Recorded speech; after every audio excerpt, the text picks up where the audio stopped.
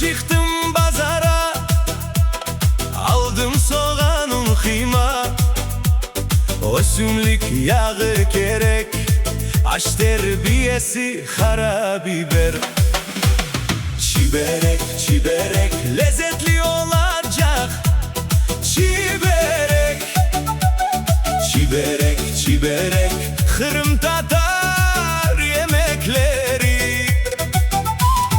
Çiberek, çiberek yaşasın bizim millet.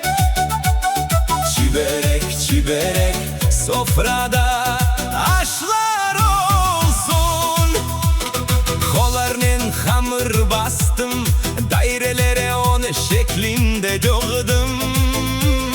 Soğanlı kıymanın karıştırdım, hamurga onu dağıttım.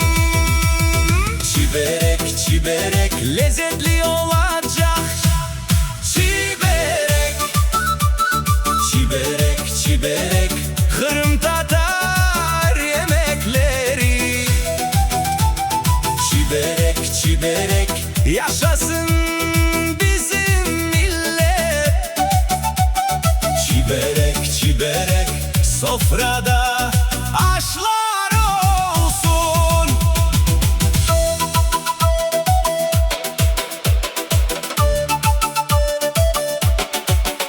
Hey!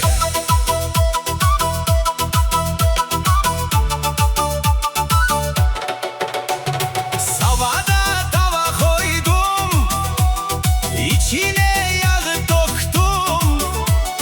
Sernikle gazı yaktım, endi koy tava kızsın. Çiberek, çiberek lezzetli olacak.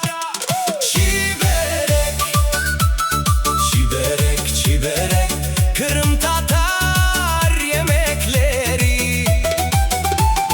Çiberek, çiberek yaşasın bizim millet. Çiberek, çiberek sofrada aşlar olsun. Tavada yak tütünley, çiberekli kavurma koydum. Bir tarafı kızardı, ikinci kızarıp biter. Çiberek, çiberek lezzetli oldu. Çiberek, çiberek, çiberek Kırım Tatar yemekleri. Çiberek, çiberek yaşasın bizim millet. Çiberek, çiberek aşlarınız